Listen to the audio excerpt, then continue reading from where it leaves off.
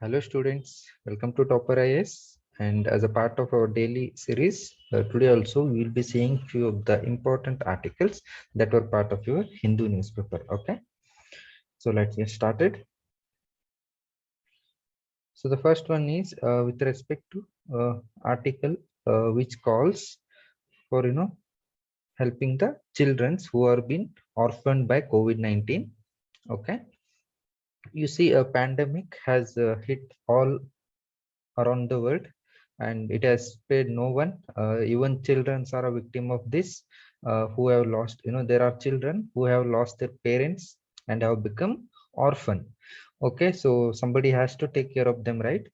So keeping in the problems and the issues all these orphan children faces, Supreme Court has directed district authorities in every state to upload the details of children who were orphaned and in a position requiring care and protection after March 2020. So this was the month when pandemic began in India. Okay. So they are asked district authorities to upload the details of children who have been orphaned. Okay. And also provide us facts and figures of such children. Okay. So in response to this, National Commission for the Protection of Children Rights said that there is an online portal Bal Swaraj, and here district authorities will be uploading the figures of orphans and children, those who are needing care and protection. Okay, so this is what the response of reply of National Commission for Protection of Children Rights. So we will see what is NCPCR. So NCPCR, National Commission for the Protection of Children Rights, is a statutory body. So moment we say statutory body, it is established under a particular act. So act name is Commission for Protection of Child Rights Act 2005. Okay. So under this act, NCPCR has been constituted a statutory body which looks, name itself says, works for the protection of children rights. It is under the administrative control of Ministry of Women and Child Development. Okay.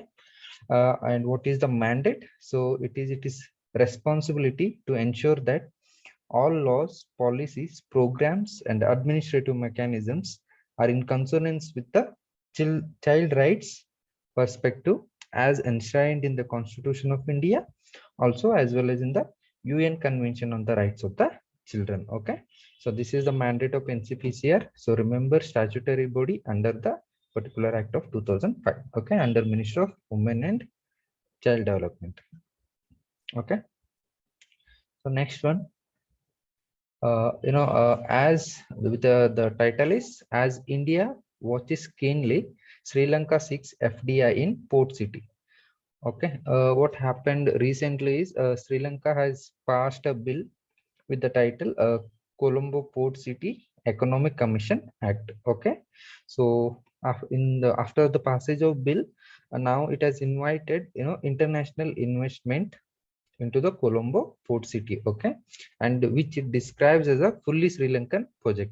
So though it displays, there is a concern, fear of Chinese enclave in Sri Lankan capital, and there is a concern with respect to China-centric policies of the Sri Lankan government.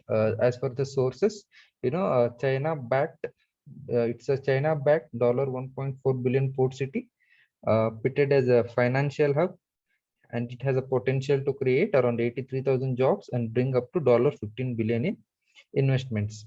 So what importance for India means, what significance in the sense, act has been passed, and what is the concern is there is a concern that Sri Lanka might become a Chinese enclave in Indian Ocean. So why this is a concern? Because because of geopolitical stakes that are involved here, strategic location of Sri Lanka. So first of all, it is very a neighboring country for India. So whatever happens will be, if there is a negative consequences, security threats, or if the foreign country like China stays in a has presence in Sri Lanka, that is a concern for India. Okay, so that is also concern, also a significant strategic significance in the sense, Indian Ocean, most happening ocean as of now, because of the volume of trade that happens in the region. Okay, so keeping in all those things, India is watching the development that are happening in the Sri Lanka. Okay, with respect to Chinese investment in the Colombo city. Okay. So coming to next one, it says a scope of section 304B in dowry deaths widened by Supreme Court. Okay. See, social evils remain. There are sections of society which have been already historically and even today have been discriminated, exploited, marginalized. Their rights have been violated. So there are sections, among them women are also one section. So even today they face, despite constitution, giving them equal rights, liberty, and just providing justice, there still remains, social evils. So dowry is also one such social evil. So how do you say it is still prevalent? Data suggests that dowry deaths accounted for 40 to 50% of homicides in our country for almost a decade, from 1999 to 2018. So deaths, home deaths, almost 40 to 50% are because of dowry. Okay. And even in 2019 alone, 7,000 plus cases of dowry deaths were registered under section 304 of the IPC. Okay. So the social evil persist. So what Supreme Court recently, you said is, what is needed is, a liberal interpretation of the section 304B. See, according to section 304B, what it says is to make out a case for dowry death.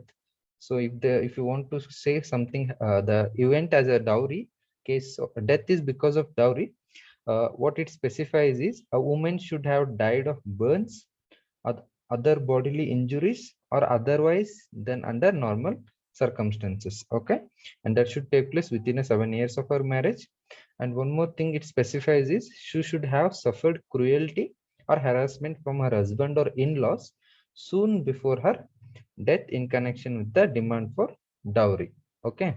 So these are the specification what qualifies to be called as a dowry death. So what Supreme Court has said is, it calls for liberal interpretation of the term such as soon before. So soon before is there. So as I showed here, see, soon before her death in connection with the demand for dowry. So what it says is soon before just did not mean immediately before.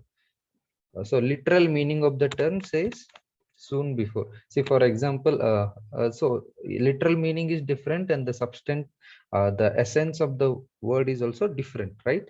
There is a difference. So soon before does not really means immediately before, because that means that this interpretation would make it necessary for women to have been harassed moment before she died. So this is absurd, is what Supreme Court says. See, woman need not be, harassed, may not be harassed just before her death. She might have been harassed for years. Okay. So what, that's what Supreme Court is just do not go with the literal meaning, that is absurd interpretation. Okay. So having these liberal interpretation will, help us fight the long standing social evil. Okay. So that's what, you remember 304B, social issues. Dowry remains as a social issue. You can quote the fact. These facts will be helpful to you. Okay. So actually that's it for today, and thanks for listening. You can also download the PDF of these documents in the link that is shared, and also from Topper IAS app that is available. Okay. Thanks for listening.